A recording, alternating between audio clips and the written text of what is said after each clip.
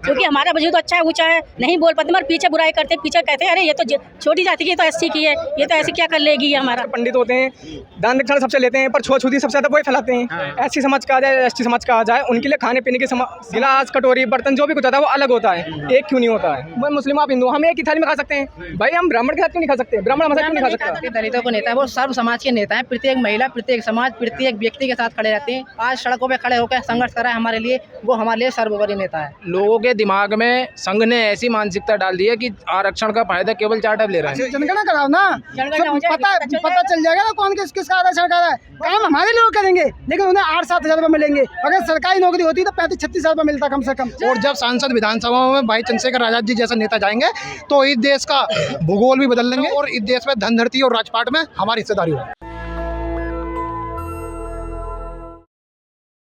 Ma'am कहाँ से आई हैं आप? हम मुरादाबाद से आए हैं। अच्छा, मुरादाबाद से आए हैं, तो मुरादाबाद से आप घर का सारा काम छोड़ छाड़ के आज यहाँ रैली में आई हैं, कारण क्या है, क्या सोच कर आई हैं? कारण के भैया के लिए आए, भैया चंद्रशेखर आजाद जी। चंद्रशेखर आजाद जी के लिए। क्यों, ऐसा उनमें क्या है? उनमें ऐसा बहुत कुछ है कि वो समाज के लिए हमारे लिए लड़ रहे हैं, हमारे लिए खड़े हैं, हमारे लिए बोल रहे हैं, तो हमें भी उनका साथ देना है, हम भी उनके साथ आगे साथ चलेंगे और जहाँ तक वो जाएंगे वहाँ तक हम उनके साथ रहेंगे। अच्छा, ये रैली जो आयोजित की गई है, तो जो सुप्रीम कोर्ट का जो फैसला आया है 1 तारीख को, 1 अगस्त को, कि SC/ST कोटे में जो है सब कोटा बनाया जाए, क्रीमी लेयर लागू किया जाए, जातिगत जनगणना की जाए, बैकलॉग की सीट भरी जाए, तो इन सारे मुद्दों पे है।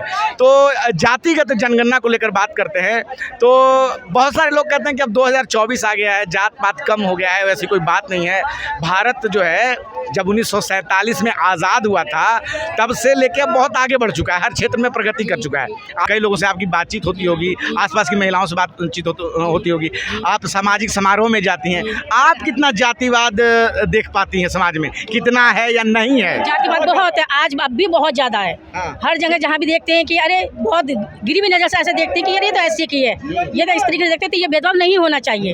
ये मोदी जी कहते हैं कि भेदभाव मिटा रहे, नहीं, अभी तक नहीं मिटा है, कहीं बहुत अब भी बहुत भेदभाव है। आप जहाँ रहती हैं, जहाँ आपके आसपास के पड़ोस होंगे, तो हर तरह के लोग हर समय अब जो है, ऐसा तो है नहीं कि कॉलोनी एक की है, वो कभी हुआ करता था कि एक कॉलोनी में एक ही जात के लोग हैं, लेकिन अब तो सरकारी कॉलोनियों में, सरकारी नौकरियों में हर वर्ग के लोग हैं, तो आपका जहाँ मकान होगा आसपास में कई समाज के लोग रहते हैं, तो मगर वहाँ भी घृणा भी करते हैं, मगर सामने नहीं बोल पाते वो, क्योंकि हमारा वजूद अच्छा है, ऊंचा है, नहीं बोल पाते मगर पीछे बुराई करते, पीछे कहते हैं अरे ये तो छोटी जाति की, तो SC की है, ये तो ऐसे क्या कर लेगी ये हमारा, इस तरीके से बोलते हैं। तो पीछे बोलते तो आपको पता कैसे चल जाता है पीछे? सब तो पता चल जाता है कि कुछ उनके चाहने वाले तो कुछ हमारे चाहने वाले भी हैं, जो हमें बता देते हैं, और कुछ हम अपने सुन भी लेते हैं, तब उसका हम मुंह तोड़ जवाब देते भी हैं। अच्छा, शासन प्रशासन के आधार पे, राजनीति के आधार पे, क्या आपको लगता है कि वहाँ भी जातिवाद है, राजनीति में भी लोग इस तरह से नेता? राजनीति में तो बहुत ज्यादा है, राजनीति में तो बहुत ज्यादा। मंदिर में जाते हैं तो मंदिर में छोटी जाति को कहाँ जाने देते हैं, SC वालों को वहाँ नहीं जाने देते।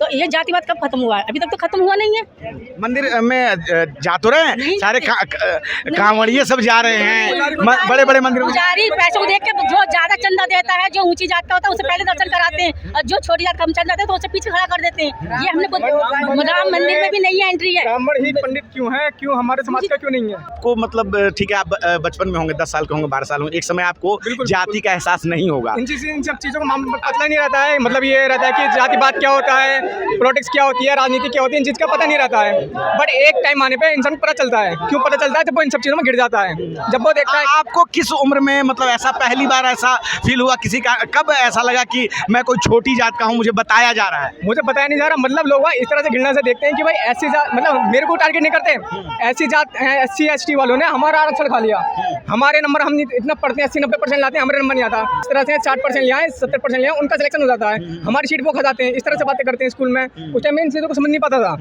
क्योंकि मैं 9th में था, समझ नहीं पा रहा था। बने जब थोड़ा बड़ा हुआ, जब थोड़ा चीज़ों को समझा, जब राजनीति को देखा, पढ़ा, समझा, चंद्रशेखर भाई को पढ़ा, देखा उन्हें कि उनके साथ क्या क्या हो रहा है, तो तब पता चला कि आपके साथ दोस्त रहते हैं, जो आपके साथ घूमते फिरते हैं, साथ में जब खेलते होंगे या और भी बाकी जो है, तो आपको ऐसा कभी फील होता है कि उनके व्यवहार में ऐसी चीज़ें हैं?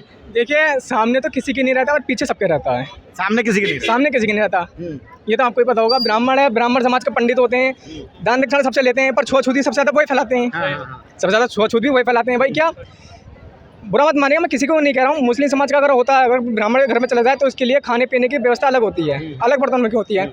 उनके साथ एक ही बर्तन में क्यों नहीं होती? एससी समाज का आ जाए, एसटी समाज का आ जाए, उनके लिए खाने पीने के सामान मतलब गिलास कटोरी बर्तन जो भी कुछ होता है वो अलग होता है, एक क्यों नहीं होता है? ये तो भाई जाति बात हो गया ना, तभी है ना। अगर एक होता भाई हम सबको हम एक मानते हैं तो भाई एक ही थाली में क्यों नहीं खा सकते हम? क्यों नहीं खा सकते हम भाई? हम एक इस बरादरी के हैं, मुस्लिम है आप, मैं हिंदू हूँ, मैं मुस्लिम आप हिंदू, हम एक ही थाली में खा सकते हैं भाई। हम ब्राह्मण के साथ क्यों नहीं खा सकते? ब्राह्मण हमारे साथ क्यों नहीं खा सकता? एक चीज़ देखिए, अच्छा, ये चंद्रशेखर आज़ाद को आप मतलब किस तरह से देखते हैं? वो नेता हैं, उन्होंने अभी वो सांसद का चुनाव भी जीते हैं, आपको मतलब कैसे लगते हैं? क्या उनके विचार जो सुनते हैं, आपने अभी कहा कि उनको पढ़ा भी है, तो आप चंद्रशेखर आज़ाद को एज ए नेता में कैसा नेता मानते हैं? मैं उन्हें बहुत अच्छा नेता मानता हूँ। वो हर एक बंदे के लिए, हर एक परेशानी में सबके साथ खड़े रहते हैं। वो ना तो ये देखते हैं दिन है रात है, वो ये धर्म समाज की बात नहीं करते हैं। वो ना तो जाति देखेंगे, उन्हें से भी दिखाई देता है कि इस बंदे के साथ अत्याचार हुआ है, उसके साथ मुझे लड़ाई करनी है। खड़े रहते हैं 24 घंटे, वो चाहे कुछ भी परेशानी, दुख हो, परेशानी हो, या किसी का कोई मृत्यु हो जाती हो, तब भी रहते हैं साथ में। हमने सबसे अच्छा लगता है कि हमारे देश में इस तरह के नेता होना चाहिए। क्या आप बताना चाहते हैं? क्या आप कैसे देखते हैं चंद्रशेखर आज़ाद को? चंद्रशेखर आजाद को मैं देखता हूँ, वो ये नहीं कह सकते दलितों को नेता है, वो सर्व समाज के नेता है। प्रत्येक महिला, प्रत्येक समाज, प्रत्येक व्यक्ति के साथ खड़े रहते हैं, हर लड़ाई झगड़े में खड़े रहते हैं, हर स्टूडेंट के साथ खड़े रहते हैं। तो ऐसे नेता, जो नेता आज सड़कों पे खड़े होकर संघर्ष कर रहा है हमारे लिए, वो हमारे लिए सर्वोपरि नेता है। अरे मतलब ठीक है, सांसद बन गए हैं, कल को और चुनाव जीतना चाहते होंगे, बाकी जैसे नेता भी चुनाव जीत जाते हैं फिर थोड़ा भूल जाते हैं, तो अभी लगता है कि कुछ बड़ा इनका होगा सपना, कुछ ऐसा नहीं लगता कि बस नेता बनना है और मतलब बस अपना जो करना है? आने वाले टाइम में चंद्रशेखर आजाद प्रधानमंत्री बनेंगे, मुझे लगता है हिंदुस्तान के प्रधानमंत्री बनेंगे वो। हम उनके साथ हैं। तो आप मैं अब ये हमारे साथ एक और भाई हैं, क्या कहना चाहेंगे सर? काफ़ी देर से आप खड़े हैं, आप क्या बताना चाहते हैं? चंद्रशेखर आज़ाद ने ये महारैली बुलाई है और काफ़ी संख्या में लोग आए हैं, तो आप क्या कहना चाहते हैं? पहले मेरा नाम प्रशांत सागर है और मैं पूर्व में अमरोहा का जिलाध्यक्ष भी रहा हूँ, भीम आर्मी का मंडल महासचिव भी रहा हूँ। वर्तमान में अभी कोई जिम्मेदारी नहीं है। ये जो आज रैली है, ये आरक्षण बचाओ रैली है और एक विशेष वर्ग द्वारा या विशेष समुदाय द्वारा हमें थोपा जाता है कि आप केवल आरक्षण का फ़ायदा आप लोग ले रहे हैं, जबकि कहते हैं कि बाबा साहब ने केवल जाटवों के लिए या चमारों के लिए आरक्षण की व्यवस्था की है। उन्होंने संविधान बनाया, संविधान में सबको मौलिक अधिकार दिए, सबको समानता का अधिकार दिया, लेकिन आज एक ऐसी मानसिकता लोगों की माइंडसेट कर दिया गया है कि उसमें केवल जाटव टारगेट कर दिया गया है। आरक्षण, मैं बताना चाहता हूं कि आरक्षण तो बाबा साहब से पहले छत्रपति साहू जी महाराज थे, उन्होंने आरक्षण की व्यवस्था लागू की थी, लेकिन आज कुछ लोगों की मानसिकता ये हो गई है, ऐसी मानसिकता हो गई है कि एक केवल जाटव को टारगेट किया जाता। लोगों के दिमाग में संघ ने ऐसी मानसिकता डाल दी है कि आरक्षण का फायदा केवल जाटव ले रहे हैं। अच्छा, ये जो फैलाया गया है, जो आप बता रहे हैं कि बताया गया है कि जाटव को टारगेट किया जा रहा है, तो मतलब जो कई लोग जो हैं, स्वर्ण समुदाय के लोग जो हैं, वो कहते हैं कि जाटव काफ़ी ज़्यादा विकास कर चुके हैं, आज़ादी के 78 साल हो गए हैं, तो उनको आरक्षण का अच्छा फ़ायदा मिला और उन्होंने समाज में एक अच्छा स्थान हासिल कर लिया है। तो क्या ये कितना सही है, कितना गलत है? आरक्षण का फायदा देखो, सभी को बराबर हिस्सेदारी दी गई है। ओबीसी का परसेंटेज के हिसाब से अलग आरक्षण है, एससी का परसेंटेज के हिसाब से अलग आरक्षण है, एसटी का परसेंटेज के हिसाब से। अब जो लोग पढ़ लिख करके आगे बढ़ गए हैं, भाई जब आपको मान लीजिए मुझे 28% आरक्षण है, मेरी 28% की हिस्सेदारी है, मेरी सोच है कि मैं अपने समाज को ऊपर उठाना चाहता हूँ, मैं पढ़ा लिखा नौकरी पे लगा और कामयाब हुआ। अब इनको भी 7% आरक्षण था या 27% था या 21% था, इनके लोगों ने अपना एक सर्कल ऐसा बना लिया कि हमें तो यही काम करना है, हमें इससे ऊपर उठ के सोचना ही नहीं है। उन्होंने पढ़ाई की तरफ जो है कम ध्यान दिया, अपने कारोबार पे या अपना जो उनका एक कह सकते हैं पुश्तैनी काम था। बहुत सारे लोग हैं कह रहे हैं कि जो है हमारे आरक्षण का हिस्सा जाटव खा रहे हैं, या ओबीसी में यादव खा रहे हैं, पटेल खा रहे हैं, जो मतलब ओबीसी में भी बात आती है, एससी में। इसीलिए तो कह रहे हैं ना, अगर आरक्षण का हिस्सा जाटव खा रहे हैं तो पहले जातीय आरक्षण जनगणना कराओ ना, पता चल जाएगा ना कौन किसका आरक्षण कर रहा है। और सुप्रीम कोर्ट के जस्टिस से मैं ये कहना चाहता हूँ कि आपने वर्गीकरण कर दिया, वर्गीकरण पहले आप सुप्रीम कोर्ट के अंदर करो ना। आप ये तय करो कि आपको सुप्रीम कोर्ट के अंदर एक ही समाज के जज क्यों है, एससी एसटी समाज के जज क्यों नहीं है। आप यूपीएससी तरह से कठिन परीक्षा मतलब लागू करो देश के अंदर, और सुप्रीम कोर्ट की परीक्षा होगी तो हमारे समाज के जज भी बनेंगे, हमारे समाज के वकील भी बनेंगे, हमारे समाज के सुप्रीम कोर्ट के जज भी बनेंगे। तो इसलिए हम कहना चाहते हैं, तब पता चलेगा ना कि मतलब कौन आप बंद कर रहा है। और हमारा 3000 सालों से शोषण किया गया है, अभी तो 75 साल तो आपने आरक्षण दिया, आपने उसको तोड़ देख लिया कि आपने जितनी सरकारी संस्था थी उसको प्राइवेट कर दिया। जब प्राइवेट संस्था उसमें आरक्षण लागू नहीं है तो वहाँ आरक्षण मतलब ले नहीं सकते।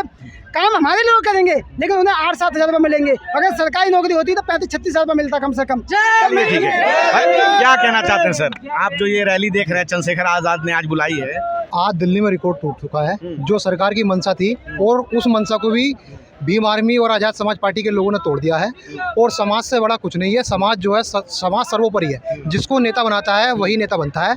तो सरकार समाज ने भाई चंद्रशेखर आज़ाद जी को अपना नेता मान लिया है और समाज के बलबूते में भाई बड़े बड़े पदों पर जाएंगे और इस देश पर शासन करेंगे। क्या लगता है वो आगे? अभी एक लड़के ने कहा कि आने वाले समय में चंद्रशेखर आज़ाद इस देश के प्रधानमंत्री बनेंगे, क्या आप देखते हैं? बिल्कुल बनेंगे। जिस प्रकार से भीम आर्मी का जमीनी स्तर पर संघर्ष चल रहा है उसी प्रकार से अभी तो एक सांसद हमारा पार्लियामेंट के अंदर गया है। अभी तो देखना तमाम चंद्रशेखर आज़ाद पार्लियामेंट सांसद विधानसभाओं में जाएंगे और जब सांसद विधानसभाओं में भाई चंद्रशेखर आज़ाद जी जैसा नेता जाएंगे तो इस देश का भूगोल भी बदल लेंगे और सब कुछ बदलने के काम करें और इस देश में धनधरती और राजपाट में हमारी हिस्सेदारी हो। चलिए ठीक है सर, क्या कहना चाहते हैं आप? मैं तो यही कहना चाहूँगा जो चंद्रशेखर जी कर रहे हैं बहुत ही अच्छा कर रहे हैं। हम उनके साथ में तन मन धन से हमेशा के लिए खड़े हैं। चलिए तो किस तरह से आप देख रहे हैं कि मेरे पीछे जो है बाबा साहब भीमराव अंबेडकर की देखिए यहाँ एक नीले झंडे पे है और यहाँ पे नारे लगा रहे हैं। बहुत ही युवा जो है जय भीम के नारों के साथ आकाश गूंज रहा है और अंदर जो है चंद्रशेखर आज़ाद हैं।